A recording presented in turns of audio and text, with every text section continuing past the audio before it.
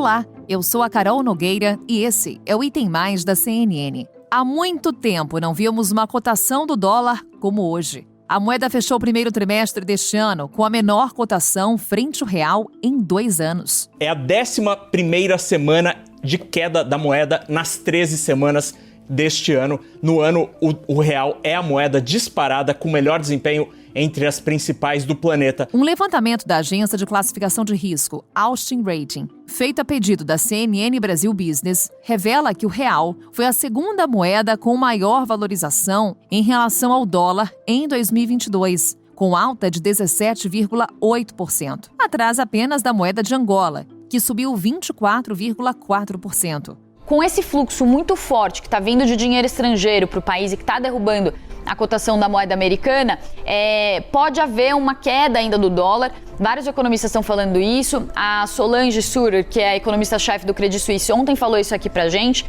Tem uma entrevista do Goldman Sachs também, hoje no Jornal Valor Econômico, falando sobre a continuidade desse fluxo de investimento estrangeiro para o país. Então, de forma geral, ainda que seja muito difícil prever o dólar, os economistas falam que tem mais esse fluxo para vir e isso pode derrubar ainda mais a cotação. A cotação da moeda norte-americana apresenta uma tendência de queda desde 21 de dezembro do ano passado. Na época, o dólar era cotado a R$ 5,75. De lá para cá, a trajetória foi decrescente e o dólar bateu nesta segunda-feira a menor cotação desde março de 2020. São 2 os principais fatores que explicam esse quadro. O primeiro é a nossa taxa básica de juros, que vem no movimento de alta. Isso atrai investimento estrangeiro. Com a entrada de mais dólares no mercado, o valor da moeda cai por aqui. O outro motivo é a guerra na Ucrânia, que traz inúmeras consequências econômicas, entre elas o encarecimento das commodities.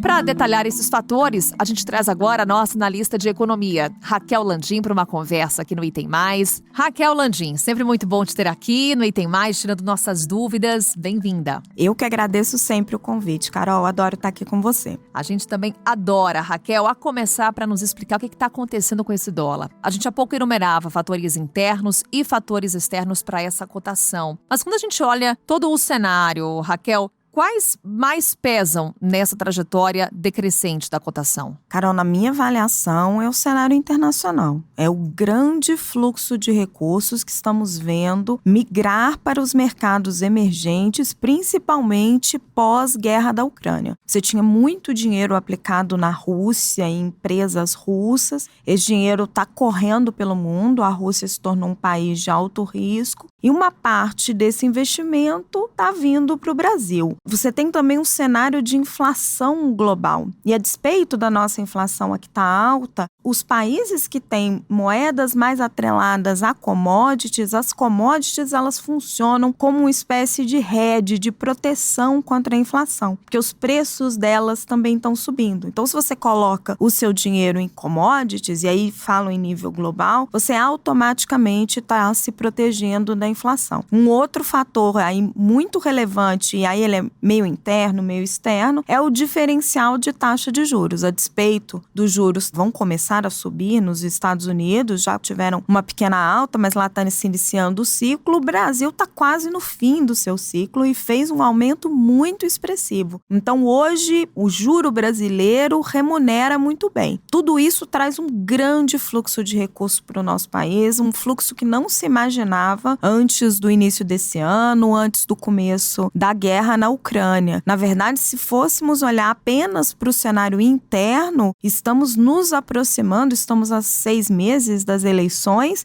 era para termos uma instabilidade muito maior e, eventualmente, até uma desvalorização do real. Então, na minha avaliação, é uma consequência desse fluxo externo brutal de recursos para os mercados emergentes. Você falou da taxa básica de juros, a sinalização por parte do Banco Central de mais um aumento na próxima reunião do Copom. Isso nos indica que manteremos essa trajetória de queda do dólar pelo menos nos próximos dias? A depender da taxa de juros, sim. O Banco Central americano também deve subir os juros, está sinalizando com um aperto monetário importante, mas muito provavelmente esse diferencial vai se manter por um bom tempo. Nós estamos falando de taxas quase zeradas por lá e de taxas a 2 dígitos por aqui. É muita diferença. A inflação tem se mostrado mais persistente no mundo inteiro do que se imaginava.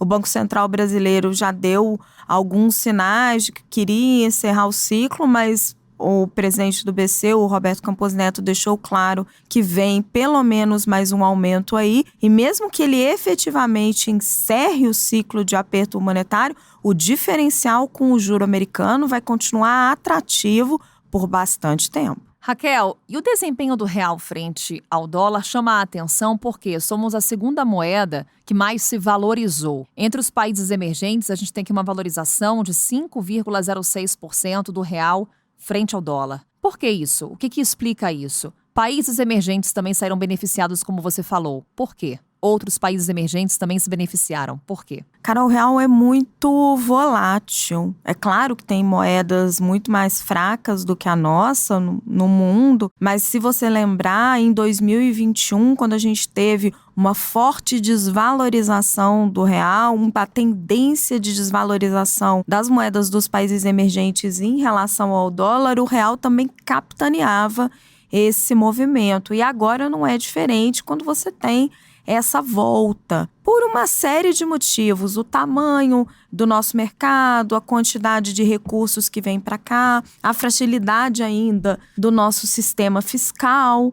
Tudo isso acaba sendo muito atrativo ou às vezes também empurrando muito esse capital especulativo. Curto prazo, ele vem fazer muitos negócios no Brasil. A gente gostaria mais de atrair o dinheiro chamado greenfield, né? O dinheiro que vem para investimento, vem para construção de fábricas. Esse está um pouquinho mais difícil de trazer para o país com a economia crescendo tão pouco. Mas o Brasil, ele costuma ser característico aqui, infelizmente, porque torna mais difícil para quem faz negócios organizar as suas contas, esse forte fluxo ou de entrada ou de saída de capitais. E agora o fluxo é de entrada. Portanto, é algo instável, Raquel. Câmbio é instável, Carol. Acertar o câmbio é a coisa mais difícil que tem. Previsão de câmbio é uma das coisas mais difíceis que tem. É o que eu estava te falando agora. No final do ano passado, ninguém imaginava que a gente ia estar agora em abril, no comecinho de abril, com a menor cotação em 2 anos. Então, o câmbio é, por definição, um preço muito instável. Mesmo com essa instabilidade, Raquel, bancos, economistas trabalham com algumas expectativas, estimativas para o fim do ano, projeções. Elas foram revisadas diante dessa queda da cotação? Carol, eu não estou com os dados do Boletim Focus aqui neste momento, mas sim, revisou-se um pouco a cotação da moeda para o fim do ano, porque foi um movimento muito surpreendente. Ele assim, pegou os especialistas e todo mundo que faz esse tipo de projeção meio desprevenido. Mas se você me perguntar quanto eu acho que vai estar o dólar em dezembro, eu não vou ousar te responder. Raquel, obrigada. Claro que vamos seguir acompanhando essa movimentação aqui no Item Mais e também no Agora CNN, minha parceira também das noites. Obrigada, Raquel. Obrigada a você, querida. Beijo.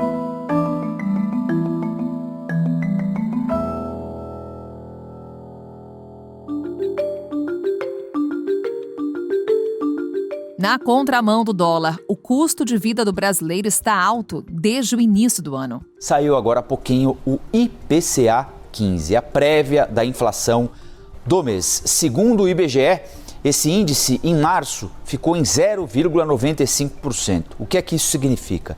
Significa a maior variação para o mês desde o ano de 2015. O IBGE também divulgou o IPCA-E, que é referente ao acumulado no trimestre. E aí o índice ficou em 2,54%. Que não é bom, a gente já sabe. Ou seja, por mais que o dólar tenha caído, os efeitos da inflação ainda são sentidos no nosso dia a dia, por outros fatores. Muitos detalhamos na primeira parte desse episódio. Mas afinal, o que podemos esperar então? Será que em algum momento essa cotação do dólar vai trazer reflexos na inflação, no nosso dia a dia? Olhando para a vida prática, conversamos agora com Henrique Castro. Ele é economista, professor de finanças da Fundação Getúlio Vargas. Henrique, muito obrigada por estar conosco aqui no Item Mais. Bem-vindo. Muito obrigado, Carol, pelo convite. Estou à disposição da CNN e de você para as perguntas. Vamos lá, Henrique. A gente aqui falando dessa trajetória de queda do dólar. Estamos abaixo dos R$5, algo que não víamos há muito, muito tempo. Vamos falar um pouquinho sobre o impacto no nosso dia a dia. Quando a gente vê o dólar caindo, o que a gente pode esperar de reflexo para a nossa vida cotidiana? Olha, é verdade, né? O dólar, de fato, estava alto há bastante tempo. Uma coisa que acontece é que a variação do valor do dólar, ela tem impactos diretos tanto na inflação quanto, por exemplo, nas exportações brasileiras. Uma queda do preço do dólar tira um pouco dessa pressão que existe sobre os preços, sobre a inflação dos nossos produtos. E aí, com o dólar mais barato, os preços desses produtos que são atrelados ao dólar também caem. E esse movimento ajuda a frear a inflação, né? Do lado de balança comercial, por exemplo, né, um real mais forte beneficia as empresas importadoras e também empresas de varejo, porque isso torna produtos importados ou mesmo aqueles produtos que dependem de insumos que são importados um pouco mais baratos. Então, essa notícia, né, ela é ótima para o nosso cenário econômico brasileiro. Ou seja, um impacto mais direto seria exatamente na inflação, Henrique. Exato, né? A inflação, ela tende a diminuir ou a desacelerar com o passar do tempo, porque quando a gente tem uma valorização da nossa moeda, né, o que acontece é que o preço dos produtos tende a ficar um pouco mais barato. E isso quer dizer ou que eles vão baratear ou, na verdade, é que eles vão ter aumentos menores. Então isso já é um alívio, é uma boa notícia nesse momento em que a gente está com inflação tão alta. E aí como fica essa balança, Henrique? Porque há pouco a gente detalhava que um dos fatores que levaram a essa queda do dólar foi justamente a nossa taxa básica de juros. Como ela está alta, atrai investidores estrangeiros. E ela está alta por conta da inflação, que também está alta. Se a inflação cai, provavelmente teremos um recuo da taxa básica de juros e, consequentemente, também a saída desses investidores? Não necessariamente, né? Mas o que provavelmente vai acontecer, né? Esse movimento, inclusive, da queda do dólar, né? Ele tem várias razões, né, que passam pelo aumento da nossa taxa de juros. Esse aumento da taxa de juros fez com que foi uma medida do Banco Central para que a gente pudesse conter a nossa inflação que estava alta. Isso acaba atraindo investidores internacionais. Esses investidores trazem mais recursos, trazem divisas para o Brasil. E aí, com isso, essa entrada de dólar aqui no Brasil faz com que o real fique um pouco mais valorizado. E é isso que a gente tem visto. Agora, quando a inflação estiver contida, é natural que o Banco Central diminua essa taxa de juros. Agora, isso ainda é, de certa forma, algo que a gente ainda vai ver um pouco mais para frente, ainda está no nosso horizonte de médio prazo, né? Não vai ser uma coisa agora para as próximas semanas ou meses. E o que a gente pode esperar dessa flutuação do dólar? Estamos lidando com o imprevisível, que é uma guerra. Isso influencia muito na cotação e de que forma, Henrique? Olha, influencia bastante, né? Porque a invasão da Ucrânia por parte da Rússia fez com que várias potências do mundo fizessem restrições de comércio com a Rússia. E isso fez com que houvesse uma alta de preço de commodities como petróleo, minérios e produtos agrícolas, né? E isso até, de certa forma, né, é uma boa notícia para o Brasil, porque nós somos exportadores de alguns desses produtos e isso acabou favorecendo as nossas exportações e fez com que, assim, um outro movimento para que houvesse entrada de divisas no país, fazendo com que o dólar caísse. Agora, no cenário internacional também, a gente tem uma outra questão que é importante, é que os Estados Unidos também estão experimentando uma inflação muito alta e haverá mais altas de juros lá nos Estados Unidos. E esse aumento de juros lá faz com que diminua a atratividade de países emergentes como o Brasil para esses investimentos. Então é esperado que os juros subam lá fora, tá? Uma vez que o Banco Central deles também está combatendo a inflação, e à medida que os juros subirem mais por lá, isso deve piorar a nossa situação aqui. Então é possível que o dólar volte a subir ou que essa queda, né, tenha um piso, né? Ela pare de cair, na verdade. Aí, Henrique, para quem está nos escutando, já sou aquele sinalzinho de, nossa, se sobrar um dinheirinho, então vou comprar dólar porque seria um bom investimento. Esse seria um raciocínio ideal, Henrique, nesse momento? A gente nunca consegue prever perfeitamente o comportamento do dólar, né? Então, quando a gente, na verdade, observa algumas boas notícias com relação ao dólar em queda, né, como o que a gente está vendo agora, é sempre um bom momento para que a gente compre, se não aquilo que a gente precisa, mas pelo menos uma parte do que a gente precisa. Então, se tem uma pessoa, por exemplo, que está com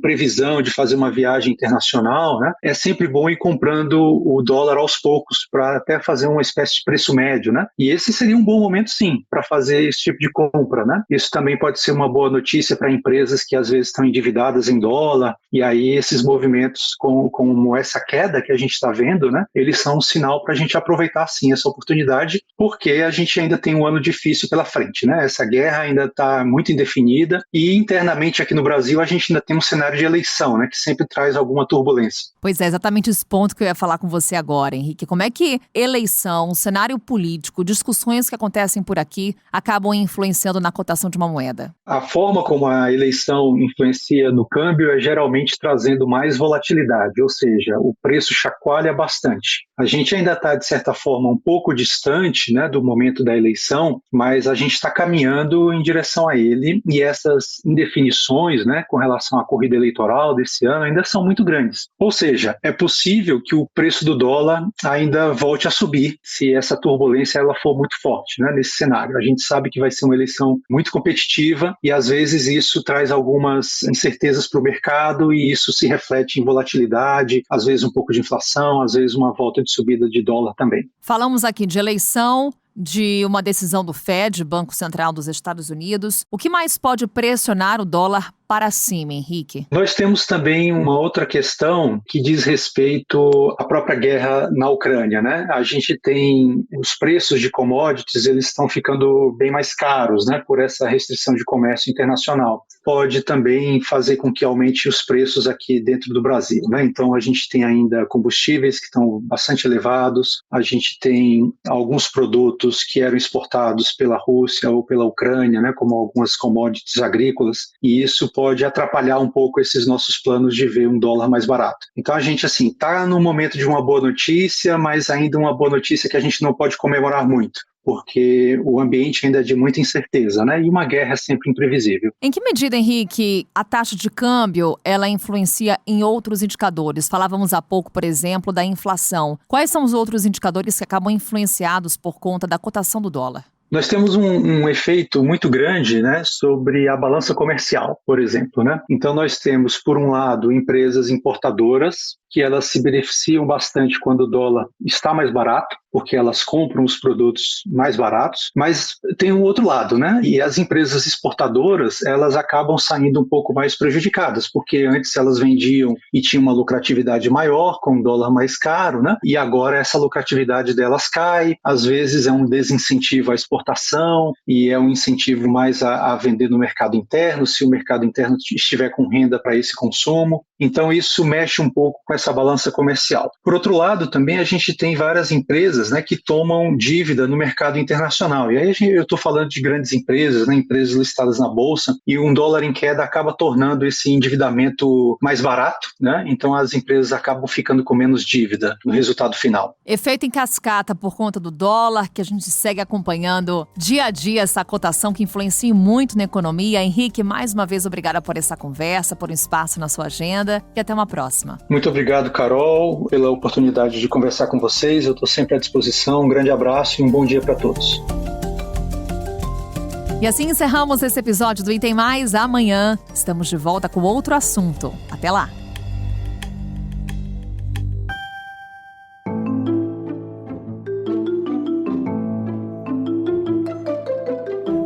Com a minha apresentação, Carol Nogueira, este podcast foi produzido pela Maremoto para a CNN Brasil. Roteiro e pesquisa, Lucas Scherer. Pauta e produção, Danilo Santana. Edição e sonorização, Nathan Kleiman. Coordenação geral, Paula Weinberg e Felipe Gomes. Coordenação de produto, Verônica Schneider. Coordenação editorial, Diego Toledo. Você também pode ouvir o Item Mais no site da CNN Brasil e aproveite para conhecer os nossos outros programas em áudio. Acesse cnnbrasil.com.br/podcasts.